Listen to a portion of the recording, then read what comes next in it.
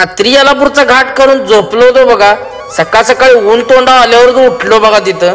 Rome Rome भाइयों. नमस्कार भावना, जय महाराष्ट्र. आपली गाडी भरली होती मुंबईवर त्रिवेंद्रम केरळासाठी. पहिली देवा आंघोळ केली बघा. कसा दिसते खावण्या बघा, नाद्या बाद. मग काय निघालो तिथं, म्हटलं उन्हाच्यात कल्टी मारावी. पुढं बघा लागलो रस्त्याला, नादखोळाचा रोड होता. घाट उतरले एक मंदिर लागते बघा, नादखोळा मंदिर आहे. नाश्ता केला बघा, पायनॅपल शिरा एक नंबर. आलो डायरेक्ट कोचीन पनवेल हायवेला बघा. वातावरण बाकी नंबर 1च झालं होतं. पुढं आलो तर लागलो डायरेक्ट बीचला लागलो. म्हटलं थांबाय पाहिजे.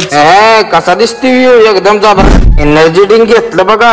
किती नक्का म्हटलं नाईट मारायचे. आलू पंप होता, त्याला म्हटलं डिझेल टाकी फुल कर. काय निघलो तिथनं मेंगलोर पास करून घेऊया पहिलं म्हटलं. रस्त्याला सगळं लाईटिंगच केलं होतं. काहीतरी प्रोग्राम होता. सुरतकलला येऊन अडकलो बघा जाम.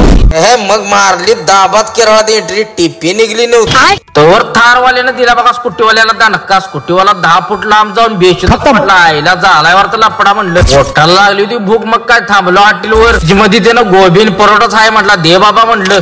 तुरंत कोचिन पास करायचं, पण परोट्यानं आली राव जॉब. झोपलो मग काय उजाडल्यावर कॅलिकट पासन घे पसंत घे सेकंड. पुढे आलो पंपा बघा. फ्रेश झालो जरा टकाटक. वैतागलो होतो ट्रॅफिक मध्ये. पोचलो एकदाचा कोचिनला. अजून लांब रनिंग मारायचं होतं राव. त्रिवेंद्रम गाठायचं आहे. रस्त्याचं काम चालू असल्यामुळे चालायचं लय वैताग येतोय. तर कसं वाटलं व्हिडिओ लाईक शेअर कमेंट करून सांगा.